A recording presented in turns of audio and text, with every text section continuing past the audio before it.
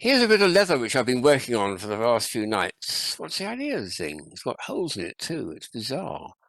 But it looks very purposefully made. It's got interesting shapes too, isn't it? Two long slits and a little piece here, and there's the back of it. It's a nice bit of leather, actually. This. Well, this makes something interesting. Shall I show you what?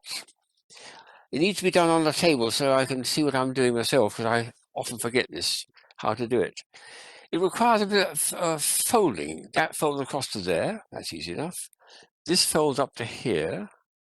Now this piece here, which has got a slit to it, will fit into a slit underneath. So if I lift it slightly and then push it through there, it'll form a very nice little slit there. So it's partly at the back there and partly at the front. In the last two stages, that goes across to there. That's the top of whatever it is, and the whole lot has to be stuffed through that hole there from the other side. So here we go, this is the last stage. Shove it all through, tidy it up, and you get a nice oblong, well-known shape of a wallet. Goodness me, look, I've got two more here. There's one there, and there's another one there. This is very thick, very hard to manipulate. What do you keep in them? Well, this one here, for instance, just for a bit of fun, I'll put a business card. A leather business card, yeah, I'm afraid so. It's made of leather. It's got someone's name in it. I don't know whether I can get it into focus. There we go, but it's some. But anyway, that goes into there. But more sensibly, I'll put into here what you should do with these. Do remember this is a wallet and not a purse. So if you try to put coins in here, you've got no luck, no chance at all. Let me just show you the interior first to show that it really is a wallet type piece.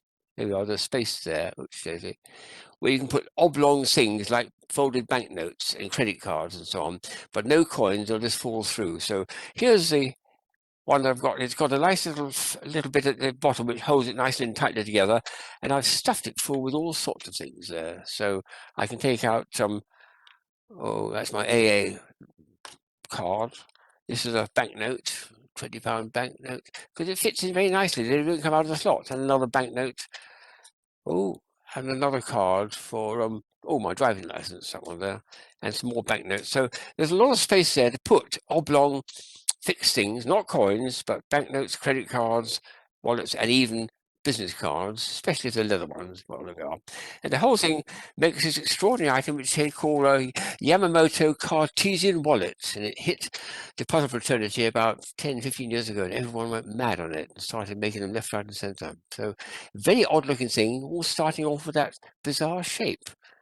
I showed this to my leather shop. I've got one just around the corner of where I live, and he was absolutely fascinated and gave me lots of scraps of bits of leather to start making small versions and so on of it. But it's a lot of fun then. I started with that type of leather and have a lot of fun showing it. And just occasionally I would actually try using one, but it's not really for using, it's for showing and playing with, isn't it?